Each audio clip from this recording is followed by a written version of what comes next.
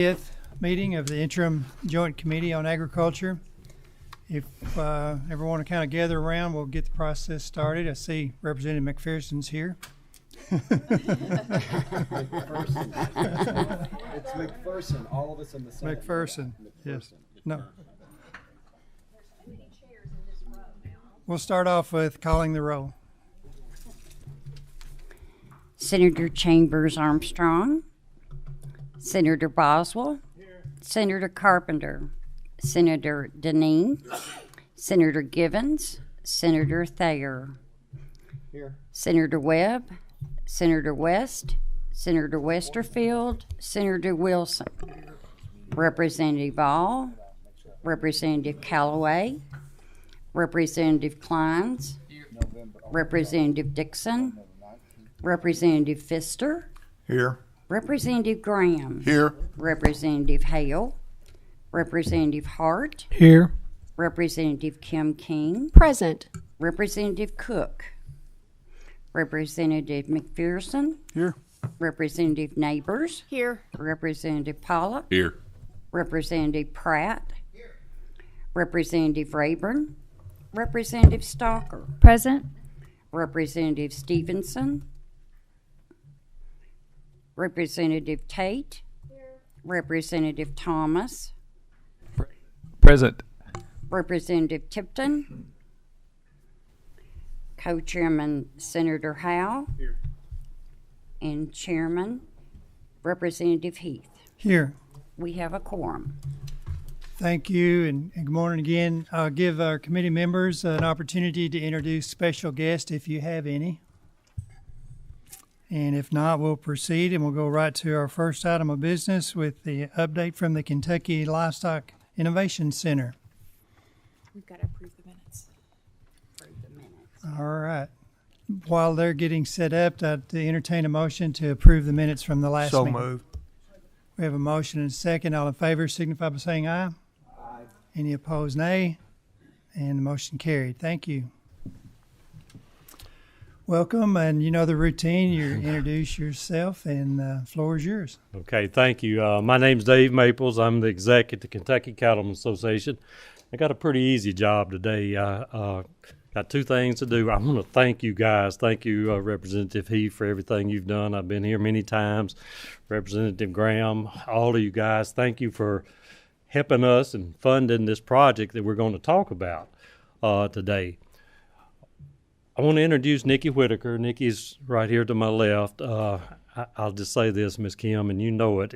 If you guys had a project manager like this young lady is doing with this project, and Senator Givens, to see somebody that can take it from the field and from a membership all the way through the process, and then now get to have a dream come true and build a facility. She's who you want to hire. So, Nikki, I'll turn it over to you and let you go with our program. All right.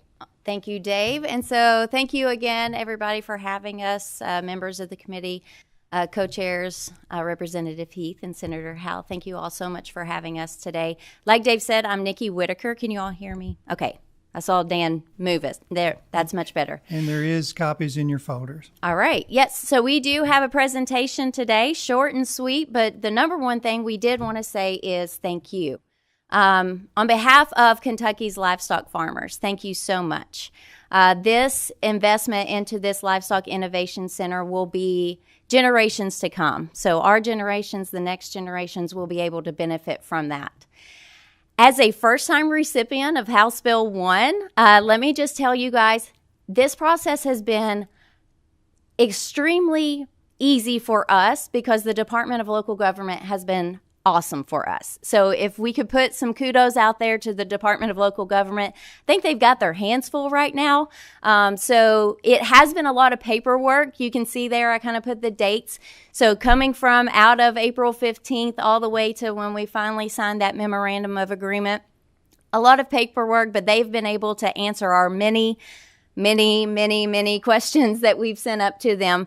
we wanted to be able to start off on the right foot. The Kentucky Cattlemen's Association, I mean, we have a reputation of probably going to the nth degree on getting everything done right into the book. So we wanted to make sure that we were giving the same care and trust into this appropriation that you all gave in appropriating it to us. As you all know, just a quick background, this project has been a long time coming. Starting from a long-range plan in 2019, we've been working on developing the strategic objectives out of this project. We couldn't have done this without the strong statement from the Livestock Coalition and our livestock industry partners.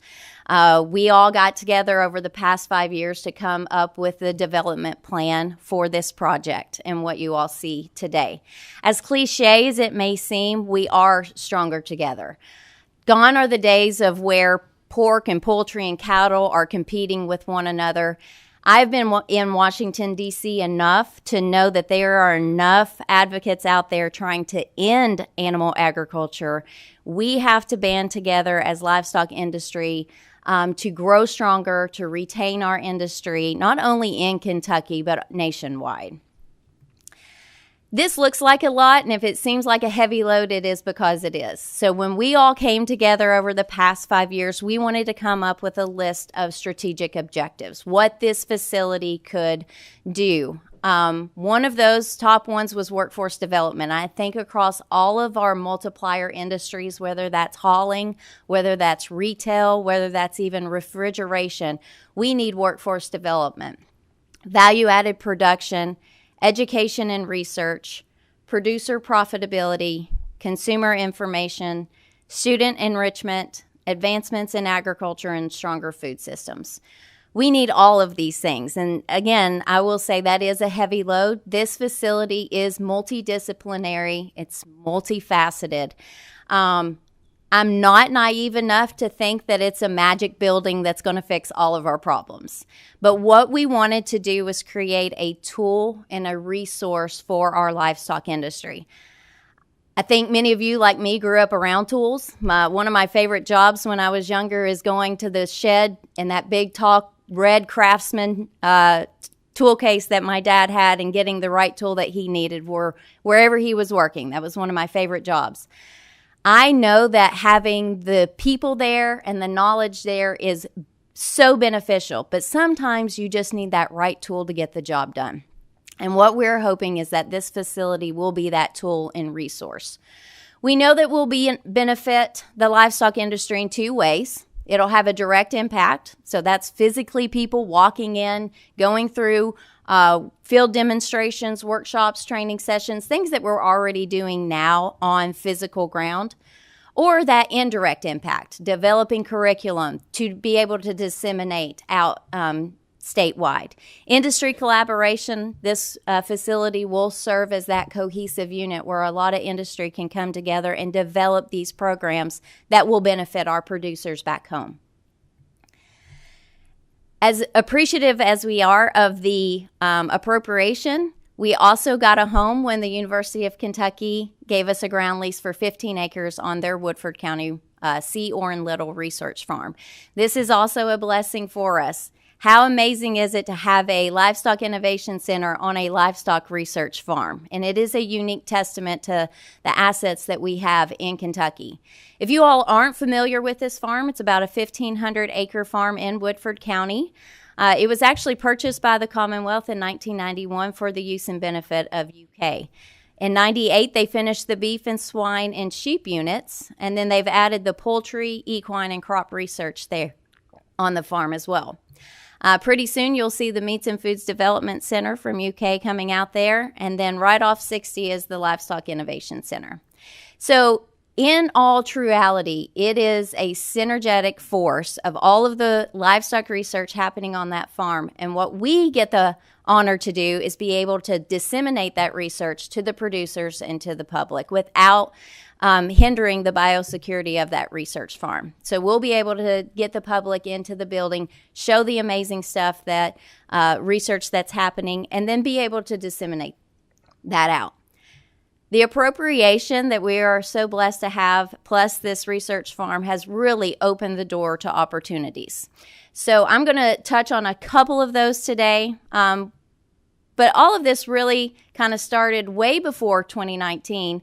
Dean Orrin Little actually had the plans on this farm for a learning center. So we knew that that was part of the plan way back when. He happened to sit on our foundation, so he was very instrumental in getting this done. But I really liked this quote, and this was actually a quote that he said in front of the UK Board of Trustees.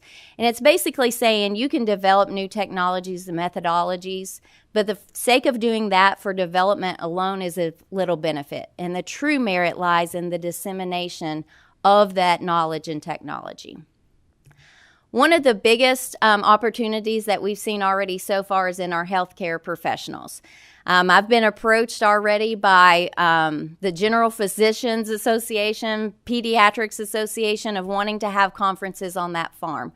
We already, again, our livestock commodity groups do a great job of getting in front of dietetics, family nutrition, and health professionals. The work that UK is doing with their Food is Health Alliance, and the Commissioner, Jonathan Schell, is doing a great job with his Food as Medicine Alliance as well. This collaborative approach will be able to get these health professionals on a farm. And we've seen that drawing them and showing them agriculture not only helps their understanding of our food systems, but it also helps our producers produce what nutritional needs are needed in their community. And you can see some examples there of times that we've already done dietetics or brought health professionals to the farm. It really is an eye-opening experience. Another great and dear to my heart opportunity is our students. Again, our commodity groups, and every one of these pictures are from our Kentucky commodity groups. These aren't iStock photos. These are actual students in Kentucky that have benefited from our livestock commodity groups in some way. We are already doing a great job of reaching our students. I've said this in many, many, many presentations. The further we are removed from agriculture knowledge, the further we are removed from food knowledge. So we find ourselves not only reaching the typical ag student who's taking ag classes to get an ag job, or even that non-ag student. I fall into that. I'm a 2-generation removed from the farm who took ag classes and thankfully got an ag job. But we're starting to look at that non-ag student that's not taking ag classes that might want to get into agriculture. Even in our office, we have a videographer, a graphic designer, and now a dietitian. None of them grew up on a farm or took ag classes or maybe intended on getting an ag job. But because they had experience and knowledge and exposure to agriculture, they're able to perform their jobs for us better. But what if we took it one step further? What if we had the computer engineer class out at the farm so that they could be able to create that knowledge and awareness of agriculture and all the opportunities that exist out there, even if they didn't get an ag job? But just having the knowledge creates care. If you know something about something, it creates that level of care that when you get into that job, no matter what it is, you actually care more about that industry. This facility will give us the opportunity to create those opportunities for our students. The next one is very exciting. I also give kudos to Commissioner Jonathan Schell. He's doing a great job with economic development. In our world, we hear economic development, increase packing capacity, decrease those food miles, retain farmers, grow more animals, impact those multipliers, develop the region. We know how to create economic opportunities. The challenge is we have a decrease in farmers, we have a decrease in animals, we have a rising input cost, a rising age of our farmer, and we're seeing those shift in business models. That is a challenge. We know it's a challenge. I even read this morning while I was drinking my coffee at home, the farmer gets 8% of the food dollar spent at retail. 8%. That's nothing new, though. If you look back the past 30 years, it's fluctuated from 7 to 10%. We know that that's a challenge, but is it a challenge or is it an opportunity? And so that's what we're hoping to create out of this facility. In my opinion, the biggest reason is because every one of those dots is 200 farms in Kentucky. And I got this off of USDA's National Ag Statistics Services. If you ever want to look up anything, it's all there. in my opinion, we're doing it for them because they have to stay in business in order to retain this industry that we all know and love. And so this facility is really doing it for every one of those dots. That's a family farm, that's a small business, and that's somebody that we need to take care of in our own communities. So I know you're asking, don't you have to build a building? I mean, that's a lot of fun things that you just popped up in pretty pictures, but the bricks and mortar of it, we have to actually build the building. So the not so much fun part, yes, we're going through that whole construction soliciting of proposals. We're looking at getting a construction manager, architect, design team, all of that goes into it. We have a great oversight committee. It's a 7-member made up of producers all over the state. We're going to continue that partner collaboration. We're really setting down again while we're getting now to the physical design. What do you need? How much space do you need? What type of conferences do you think you'll have? How many times do you think you'll be in this building to really get that design nailed down? And we're hoping to be completed around fall of 2027. Everybody should have got this in their email. I know there's been a change in email addresses around here, so I want to make sure everybody got the invitation to the groundbreaking ceremony that will happen next Tuesday at 2 o'clock at the farm. That is a actual picture that I took of the entrance. So ladies, don't wear heels because we are in a field out at the farm, but we went out there yesterday and we should have a tent up and we should be good to go. And the weather looks nice. So I hope everybody should be able to join us next Tuesday at 2. That's all I have. I just want to say thank you again. That is our website. If you all want more information, I'm happy to take questions. I know Dave's here too. But that's what I have. And thank you all so much for allowing us to have some time today. Thank you. Very good report. Great information. Looking forward to next Tuesday. Representative Thomas has a question or comment. Yeah, thank y'all for being here and the presentation. Look forward to it. I'm not sure. I just now was able to log on to my email, so I might try to get a screenshot of where I'd be going on the 22nd for that ribbon cutting and everything, or groundbreaking. If Murray State University is working on a vet school, and if they're successful, would the cattlemen's work with them on maybe getting vet initiatives out there or so, or was that something? No, that's a big issue, and it's important to us. It is. I think we work with everybody, and one of our goals is to get veterinary care to our rural communities and to our cattle farmers. We actually have a mentorship already right now where we match up high school students with veterinary students, and so absolutely. So anything that happens, we'll be able to collaborate and work on maybe existing programs or developing new programs. That'd be great. And a lot of dots out there, so yeah. I know it's a lot in my area, so Yeah. Thank y'all.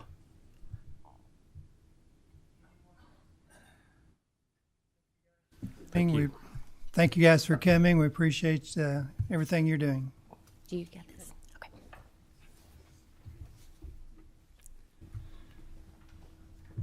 So Representative Thomas set the stage for us to segue right into Murray State University culture. If you guys will come to the table.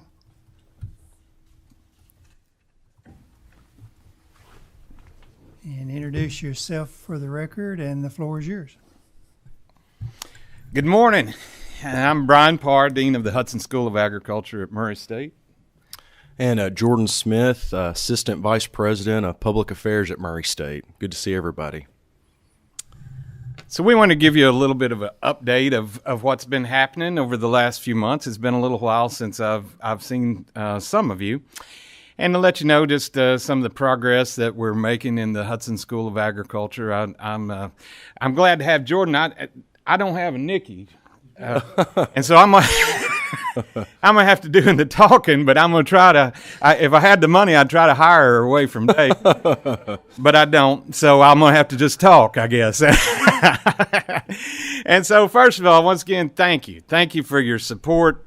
we're going through a lot of renovations that have come from the support of this group and your colleagues in terms of asset preservation. Our building, our main administrative building for agriculture and classroom facility is currently under a major renovation that's going to be an amazing facility whenever it's finished. And so thank you for that. We can't do the work without your support. I mean, we've got great students, we've got great faculty, but we have to have your support, and we just want to acknowledge that this morning, that we are very thankful for that. As you see in the picture here, we have great alumni, great friends, and great supporters really across the state, and that's who we serve, is the students that represent our state. And so we're thankful for your support and what you've been able to do for us, and we're on the road. I don't know that I knew exactly all this job entailed whenever I applied for it, Chairman Heath, but I enjoy it. I love it, and it's really interaction with people type of a position, and people from really all corners of our state. And so once again, thank you. So we do have some new faculty this semester. Dr. Oliver Freeman has joined us as an assistant professor in agronomy, bringing a wealth of experience. And Dr. Lydia O'Sullivan came back as an assistant professor in animal science, and she has some great innovative approaches to animal science education. Her specialty is meats education specifically.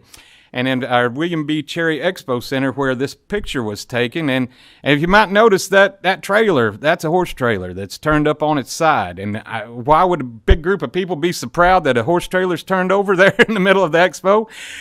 Because this was an emergency response training that we had a few months ago, where we trained people how, in an emergency situation with livestock, to be able to rescue or salvage, what we can here in rescuing the livestock, turning the trailers back up on their wheels and getting them back on the road. And so really looking at a holistic approach to education in agriculture and about agriculture with our community, and specifically with our public servants here. We've had a lot of support in form of endowments and gifts. We have some new endowed professorships thanks to the Hom family and the Garrett family and the Demp Alford family, providing these scholarships to our students and providing really the best of the best in terms of instruction and being able to recruit faculty into these positions. And so we're so thankful for this support that these families have given to be able to see the excellence in instruction that they've come to expect from Murray State Agriculture to be able to continue through their gifts. And so very thankful for that. We never neglect that our jobs, each and every one of us, part of our job is recruitment. We need to be present in high schools. Jordan and I are stopping by a high school over here in LaRue County whenever we leave here today. But we need to be present in our high schools. We have people that visit schools regularly. We have upwards of 2,500 high school students on campus each year, from things like the Fall on the Farm to our field days and our other FFA events. We host 4 statewide FFA career development events there on campus. And so we're thankful every time that we get to host these students on campus. They get to see a little glimpse of what they could study and really those careers, as Nikki mentioned. We've got so many students that are not coming from a farm background. Their parents didn't even come from a farm background. And so for them to look into this, just a slight glimpse, and see maybe this could be an opportunity for me, I think you can see lights come on at times whenever these kids, and of course, I can hardly look at a group of students in those blue corduroy jackets without getting choked up, because it did so much for me. I mean, it took a kid that literally shouldn't be here today, and here I am today. And so thankful for that opportunity to be able to give back to those students, to see them develop into the leaders that they have so much potential to be, and we're glad to play a part in that. Of course, we're up again, fall enrollment, up over 1,300 students, approaching 300 new freshman students. And that's a great challenge, but it's ones that we're able to address through some of the appropriations that we've been given to expand our classroom buildings, to expand seating capacity, to add some little bit bigger classrooms. We still like that we're a small campus type feel. We want to be a very personally, we want the open door policy to stay there. The door just has to get a little bit bigger. we have to be able to accommodate more students, but our faculty are committed to that. They're committed to making sure that these students, which are, as I probably mentioned in the presentations last year, we're still serving majority first generation college students, and so we have students that their parents couldn't tell them what to expect whenever they got to college. They couldn't tell them what to expect, and we have to step in a lot of instances and kind of be in that role to mentor them and to be able to guide them through this process, through really uncharted waters for their families. And so it's pretty amazing to see that happen. Graduate programs can continue to grow, and one that I didn't put on here specifically is one that we've developed over the last few months, is an economic development in agriculture program in conjunction with our Commissioner of Agriculture, Jonathan Shell, and his office, and being able to allow those students to come in and get a glimpse. I mean, we know that agriculture is economic development, but I'm not sure the whole world knows that agriculture is economic development. And so being able to share that has been very important. Having these graduate degree programs that are completely online, that we have students literally from coast to coast and even in other countries that are studying agriculture through our programs here. And it just continues to grow. We're working with some military programs to be able to see soldiers transition into agricultural careers as they start their degree programs, even while they're still in active duty service, and then move into those careers as they transition out of the military. And so we're thankful for the opportunity to be able to serve our students in our state and even further abroad. We've got great partnerships with industry and other universities, and I put some of these on here. I'm sure that everyone's aware that we do these partnerships with companies like Bayer and BASF and Stein and others, but we've always had a long time, we've had a long-standing relationship with University of Kentucky Research, especially at Princeton, with us being in such close proximity. And we've had Burley and dark fired tobacco research in conjunction with the Princeton scientists for many years on campus there at our West Farm. We have soybean and corn trials each year that is conducted in conjunction with our agronomists and those at the University of Kentucky, specifically there at Princeton and also from their main campus.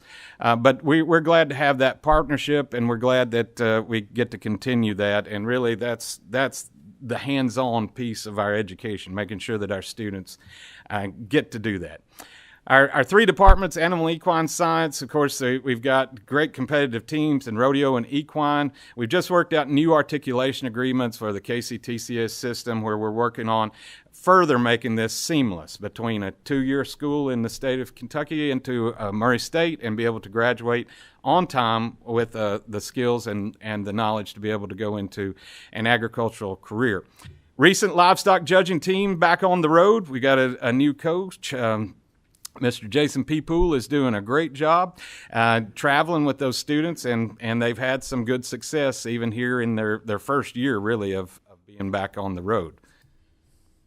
Here's just a few pictures from around the farms and the facilities. We can keep clicking there, Jordan. Of course, pre-vet, vet tech, still a largest enrollment there also, 463 students. We're looking at, of course, new facilities, hosting these national collegiate events. These faculty are doing so much with so little. And once again, thank you for the appropriation that's going to fund some new facilities for them as well in this vet sciences building. And we'll go through and talk about that a little bit more. And of course, the Breathitt Veterinary Center is still serving, and I know many of you have toured that facility and got to see what happens there, and so thankful to have that facility to continue to serve the food safety, really, of our region and as well as the Commonwealth. Okay. And so this is a rendering of the new facility that we intend to build. We have the architectural bids in and have already gone through those and intend to make that decision next week. And so this is, if any of you have been on our West Farm, this is a building that will very closely mimic the architecture of the existing equine education facility that is there. And so we're in the process of getting that information together. As was mentioned about the Livestock Innovation Center, this is the work. Now we've got to get down to it and see that this thing is built and that it houses what we need it to house. We did go on some visits this summer, of course, after last session when the CPE was charged with conducting a further study on the need for a vet science school there at Murray State. We kept up our work in looking and making sure that we understood what we were getting into and understood what it took to make this happen. And so visited 3 there over the summer of newer and existing expanding vet schools, including Long Island University, Lincoln Memorial, and Texas Tech. And this was our delegation there at Texas Tech. Long Island, a small private school on Long Island, New York, that has a brand new veterinary school that's been in existence about 3 years, I believe. And so we were there to be able to tour their facilities, and really we saw the full gambit of what a new vet school could look like. This is a very small facility in terms of what they have to provide for their students. We can click on through. Lincoln Memorial, of course, we've been very familiar with Lincoln Memorial as we've served students from Lincoln Memorial and have many students that have gone through their program, but they have recently doubled their class size there, and so greatly expanded what they're doing. And it was really a benefit to us to be able to see those facilities and see how they do it. And then finally, we went out to Texas Tech University and toured their facilities, which has been open just about 3 years. And so it was good to see, these facilities. And really, I think what we brought home knowing about this is it's really what we expected. It's very similar to what we had developed and planned and had envisioned. And so that was very reassuring. So we're working closely with Deloitte on this the study to look at this further with the CPE, and we've been meeting with them. I think site visit was there the 2nd of this month, so very recently, as recent as last night. I was sending more information about our potential budget and what we had projected to Deloitte to make sure that they have all the information. We've given them everything that we've collected, and I know that they've met with others and conducted several interviews, and I'm looking forward to hear what they come back and report about this process. Continuing to work on this proposal, getting a lot of feedback, parents, students, community members, lots of strong support there. Get calls just really, really daily, and that's become the conversation with every student, parent that walks in that's interested in pre-vet.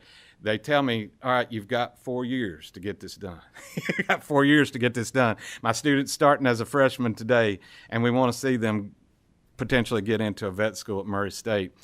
We have listened to a lot of folks that had advice on things to look at, and one thing that I want to go ahead and make you aware of that we've changed from the initial proposal was moving from the 3-year that we initially proposed to a 4-year, and it really made sense. A lot of feedback from our friends at the KVMA and others that had a vested interest in seeing this happen, and what we realized was it was the same amount of semesters. It just was spread over 4 years or really crammed into 3 years. And so it made sense. And so our new model will show a 4-year, and that's what we shared with Deloitte and their associates. And then we've had a lot of contact about veterinarian collaborators. This model really depends on the collaboration of local veterinarians and veterinarians from across the state.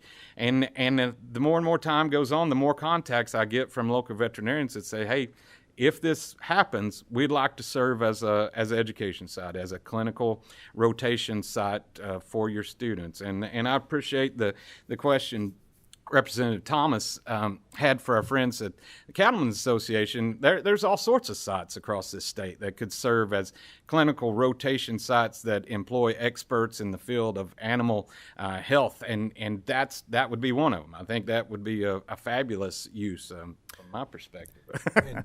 I just wanted to make one quick comment to Dean Parr's point about we're continuing to get parents, students, community members reaching out to us. it's been amazing to me the minute people hear about Murray State University is looking into a school of veterinary medicine, when they read about that the General Assembly commissioned SJR 170 to look into this, people come and find us to say, we're going to pass a resolution tomorrow to support this because we need vets. Or in the example of Transylvania University, just a week or two ago, their president reached out to us and said, we have students at Transy that cannot get into vet school. If we, can we please write a letter of support, and could we get slots at Murray State for Transy students? Absolutely. I could go on and on about fiscal courts, not just in Western Kentucky, cities across the state saying, if you guys are successful, our county, we got to have more vets. So just wanted to point that out, that we're continuing to get more and more support every day for this initiative. Go ahead, Dean. Sure thing. And so I just want to reiterate once more here about why we believe that this could be successful, really, to address the problem. And I meet with student groups and with teachers and with parents all the time, and I'm constantly reminding them that we really need to reach into these rural communities. We need to do a better job of reaching into these rural communities. And I realize the mentorship program that's in place, that's what it's designed to do as well. And so this is a complementary approach, nothing in a competition even with what's in place, but to reach into those communities and identify those students that maybe, so many of these students being first-generation college students. I remember myself as a first-generation college student. There's so many barriers. I mean, the barrier to me was I have no idea how I'm going to move to a city that has a university. I mean, I lived 100 miles from a city that had a university. How in the world am I ever going to survive if I move there? I have to work to be able to eat. And to be able to take those layers that include, not only do they have to get into a very difficult program, that they have to be competitive in that program, and then at the end they're going to move to a state that maybe they've never even been to before. And so there's a lot of layers of complexity and just a lot of barriers, but we have to identify these students and try to remove as many of those barriers as we possibly can. Part of that is academic development through dual credit and sciences, and to support those students at an early age to be able to reach into those high schools and say, okay, if you're going to be competitive, we're going to try to start building you now at an early age, to bolster this pipeline and to be able to make them possible candidates for vet school. We have to start at an earlier age than what we are right now. Instead of just expecting the best to come to us, we're going to have to reach in and do a better job of trying to develop a future level of talent there. This is something that I wanted to make clear here that has really bothered me for a long time. Our admission board, of course, if we are successful in establishing a school of vet medicine, then we control the admission board, and we can set it up to be beneficial to the students of our state. Right now, we don't control anybody's admission board, and there's a lot of things that we get feedback from students through those admission boards that don't sit very well with me. And one of those is a simple fact is we get feedback all the time if we have strong candidates that are competing against other strong candidates, and they start looking for ways to distinguish between those candidates. We look back through a transcript and we see a biology class or a chemistry class taken at a KCTCS campus that puts them at a disadvantage. Well, we don't believe that should put them at a disadvantage. If we accept that as a direct transfer for the class that we offer at Murray State University, we believe that it should be treated as the same class that we offer at Murray State University. And so we can kind of remove some of those invisible hurdles there that are preventing our students sometimes from these rural communities that may have better access to a two-year community college to begin with than they do to us right out of high school. And so we believe that it could help them in realizing this as a possibility. And of course, reducing the debt burden. We've set this up in our projections to be lower tuition than any of our students pay anywhere right now to go to vet school, and considerably less than private schools. I mean, I see a lot of private schools. Lincoln Memorial is one of them. I think it's a good school, but it's a very, very expensive school, and they're increasing their numbers this year, and really it's just exponential, the amount of money, the debt burden that a student's going to take on when they go into a private school like like that versus as kind of a stepwise. If they get into Auburn, it's about 25 a year. If they go to an out-of-state, it's about 50. They go to a private, it goes to about 100. It's just going up, doubling each time that they make that next step. And so we feel like we can certainly help that debt burden with a lower tuition model.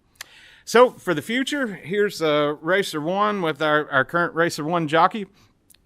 We are looking at achieving college status.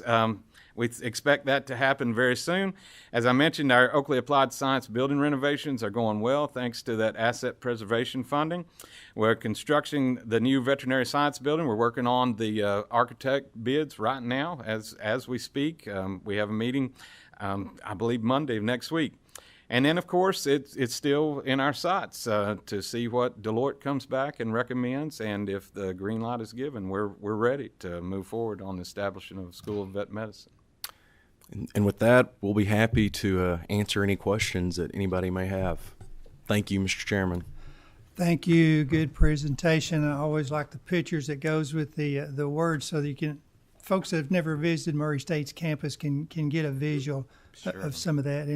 And you're right. Some of us have had the opportunity to visit the Breathitt Center there in Hopkinsville, and I appreciated having the opportunity to sit down in the Deloitte meeting with you guys at the first of the month and listen.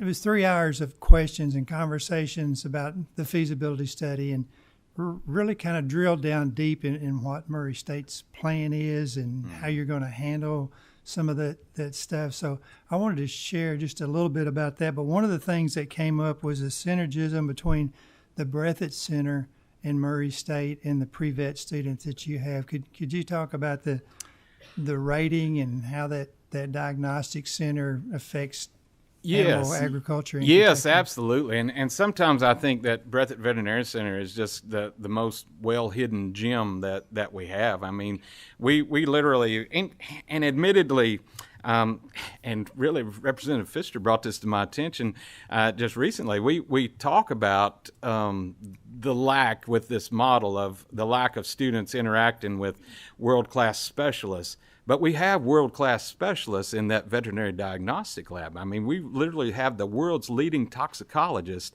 in that veterinary diagnostic lab. We have a full staff of veterinarians that are not only veterinarians, but they also hold PhDs and board certifications in very specialized areas. And so that's long been a part of our instruction. You know, back several years ago, all of our vet tech students had a Breathitt semester where they travel over there every day for a semester. Now we do that largely through technology and being able to pipe those Breathitt professors in to our students there in pre-vet vet tech. And you know, that's something that when you live with this every day, sometimes you don't realize that it's pretty special. And that's something that's pretty special. But let me tell you something else that I think is very special is, generally speaking, a pre-vet program doesn't involve animals. It doesn't involve veterinarians. It doesn't involve the facilities like we have in our pre-vet vet tech program. And that's pretty special. And really, that's why whenever we looked at this appropriation to build this vet sciences building, it'll look much like it would if it was the vet school. That's what we have, is a very small representative of a vet school. We have everything from the surgery suite to the anesthesia and the radiology. It's all there, which is not always there. As a matter of fact, it's more often not there in a pre-vet program than it is than it being there.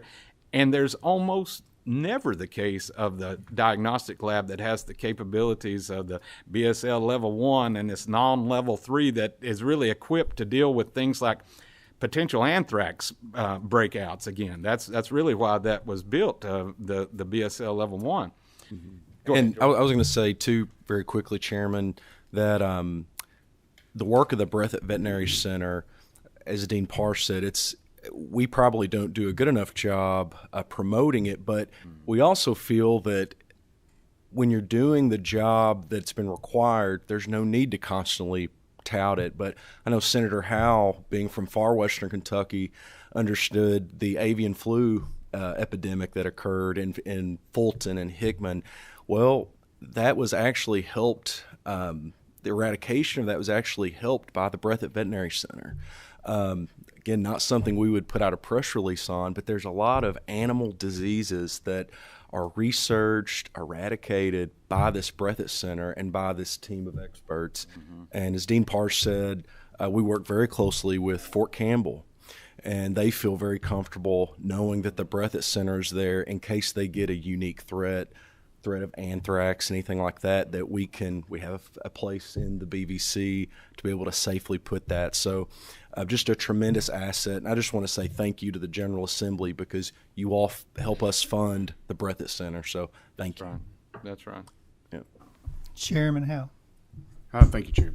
I think I'll speak for Chair Heath too. We didn't introduce y'all as guests because you've been here so much. You're part of the woodwork now up here. But I look forward to seeing the report on this so we can move forward accordingly. In the process of dealing with the folks with the Deloitte, did you get any indication that they wouldn't be on time to meet their deadlines? Was there any discussion about the timing of where they are or anything? I didn't get any indication that they would not meet their deadline. As a matter of fact, they've been pretty prompt to ask me for follow-up information, and they've given me some pretty tight deadlines to get the information back. They seem to to be them, all business, which is good, and I appreciate that. But no, it seems to me like they're moving forward very quickly. Thank you, Chair. Yeah, sure. And the reason we're interested in that deadline, and I'm going to go ahead and put this out here for everybody to hear, but Chairman Howe and I have entertained the idea if the report comes back the 1st of December, the way it's scheduled, we would like to have you guys come back in December and discuss the feasibility study with us. We'll have to get that cleared through House and Senate leadership, of course, but my goal is to go ahead and get that on a calendar so people can save the date and plan, and if it doesn't work out, we can always cancel. So that's the reason we're interested in that date. But you mentioned you were getting inquiries about, I have a student who's a freshman in high school and they want to go to vet school. I'm getting those same comments from parents and grandparents. They're in Western Kentucky. So the interest level is definitely there, and look forward to seeing how all this plays out. So Yes, sir. Any other comments or questions? We appreciate you guys making the trip all the way from the flatlands of Western Kentucky to Happy to present do today. so. All right. And we'd love to have each and every one of you visit at some point if you'd love to have. Thank you. So I'll draw attention to our members. Number 5, the Kentucky Agricultural Water Quality Authority. No action is required on that, just to bring that to your attention. Also, our next meeting is scheduled for November 7th, which isn't that far away. And if there's nothing else, this meeting will stand adjourned. Thank you.